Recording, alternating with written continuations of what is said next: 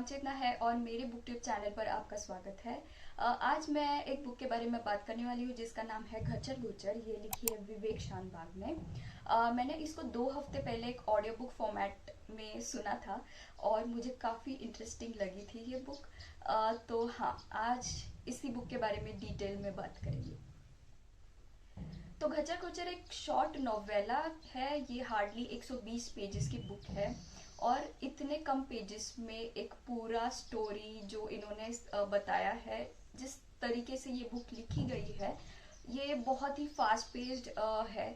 और जो थीम है इस बुक का वो काफ़ी इंटरेस्टिंग है। जैसे ये बुक मैं पढ़ रही थी, मुझे मतलब बचपन की याद आ गई जब मैं एक मॉरल स्टोरीज जैसे होते हैं वो पढ़ती थी और मुझे वो काफ़ी काफ़ी अच्छा लगता था। तो वैसा ही फील मुझे घचर गुचर पढ़ने के बाद आया था। तो पहले इस बुक के प्लॉट के बारे में बात करते हैं। तो ये कहानी शुरू होती है हमारे मेन कैरेक्टर से। इसका नाम है विवेक। ये एक कैफे में बैठा हुआ है और ये उसकी कहानी किसी को सुना रहा है।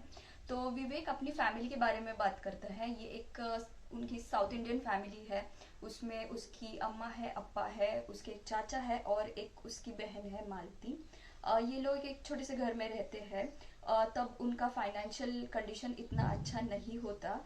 उसके पिताजी ही है इस घर में जो पैसे कमाते हैं और उनकी सैलरी से पूरा घर चलता है। तो जैसे ये लोग छोटे थे तभी उनके फाइनेंसेस इतने अच्छे नहीं थे। तब उनका फैमिली कंडीशन, उनका बॉन्डिंग कैसा था, कैसे उनको पैसों की इतनी अहमियत पता थी और कैसे वो उस कम पैसों में भी अच्छे से खुशी से रहते थे, ये विवेक हमें बता रहा है।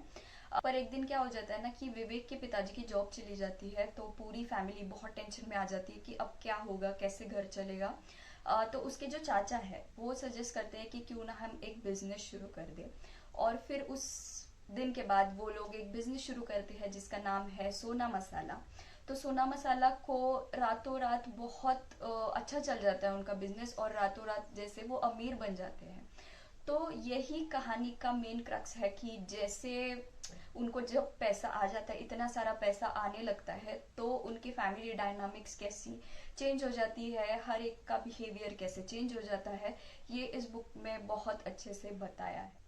तो कहानी में आगे क्या होता है कि विवेक की शादी हो जाती है और एक अनीता नाम की एक लड़की इस घर में आ जाती है।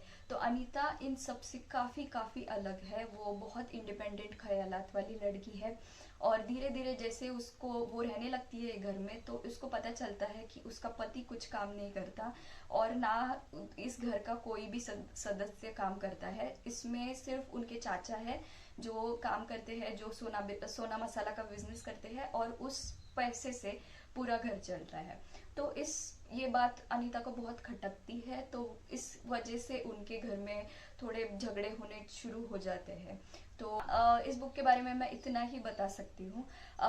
क्योंकि बुक काफ़ी शॉर्ट है तो मैंने ऑलरेडी बहुत कुछ सब बता दिया है। बट जो एंड है फिर भी आपको ये बुक पढ़नी चाहिए इसके एंड के लिए।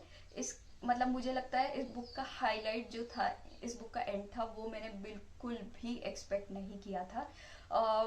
और मैंने मतलब जैसे बुक खत्म कर दी मैं 5-10 मिनट ऐसे सोच में पड़ गई थी क्योंकि ऐसा है कि इस बुक का मतलब ओपन इंटरप्रिटेशन है। इस बुक का कोई एंड नहीं बताया गया है। एक सिचुएशन आपको बता दी गई है और इसके आगे आपको जो भी लाइक अनुमान लगाना है आप लगा सकते हो। जो भी एंड आपको लगता है कि ऐसा हुआ होगा वैसा आप सोच सकते हो।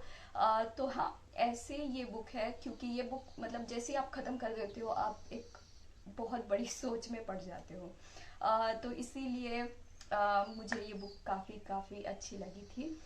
अब बात करते हैं कि ये बुक आपको क्यों पढ़नी चाहिए। सबसे मेन बात जो मैंने पहले ही मेंशन की थी कि इस बुक का जो मैसेज है, जो मेन थीम है कि पैसा कैसे इंसान को कंट्रोल करता है, वो एक कहानी के फॉर्मेट में इतने अच्छे से बताया है। तो यस, मुझे वो काफ़ी इंटरेस्टिंग लगा।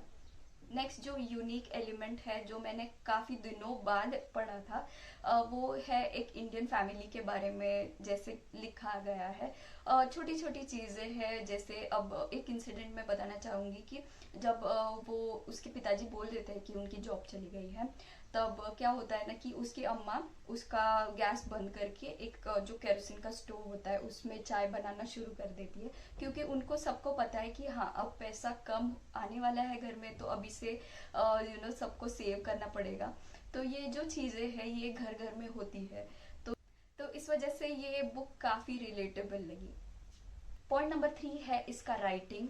जैसे मैंने बोला था कि ये काफी शॉर्ट बुक है, तो इतने कम पेजेस में एक पूरी स्टोरी सुनाना, उसके कैरेक्टर्स इतने अच्छे से लिखना, और एक मैसेज भी इन्होंने डिलीवर किया है, एक साइकोलॉजिकल एलिमेंट भी इस बुक में है। तो काफी चीजें इतने कम पेजेस में लिखना ये बहुत मुश्किल जॉब लगता है मुझे। और हाँ, इसकी राइटिंग मुझे काफी अच्छी लगी। बुक डिटेल में लिखी है बट टू द पॉइंट है, बहुत प्रिसाइज है, और हाँ बिगिनर फ्रेंडली है। तो अगर आप ज्यादा बुक्स नहीं पढ़ते हो फिर भी आप ये बुक आसानी से पढ़ सकते हो।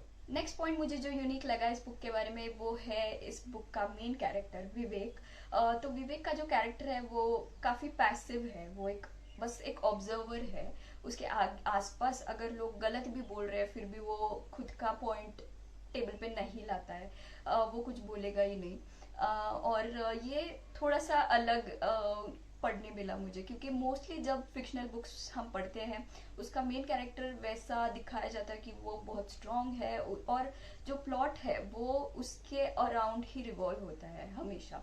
पर ये बुक में ऐसा नहीं है। और विवेक ही नहीं, जो बाकी कैरेक्टर्स भी लिखे हैं उनको भी जब आप पढ़ते हो तब ऐसे लगता है कि हाँ ये बहुत रियल कैरेक्टर्स लगते हैं, कि हाँ ऐसे लोग हमने देखे हैं, ये ऐसे लोग होते हैं। गचर गुचर बुक आपको जरूर पढ़नी चाहिए, और अगर आपने ये बुक ऑलरेडी पढ़ी होगी तो कमेंट सेक्शन में बताइए कि आपको ये बुक कैसी लगी। मैंने पहली बार हिंदी में वीडियो बनाया है, आई होप आपको अच्छा लगा होगा।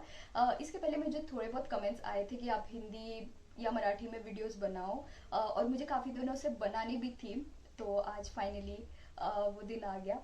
और मैं कोशिश करूँगी कि और हिंदी और मराठी में भी वीडियोस बनाऊँ।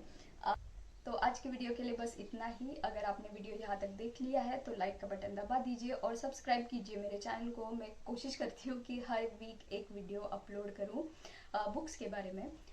तो हाँ, अपना ख्याल रखिए और बाय बाय।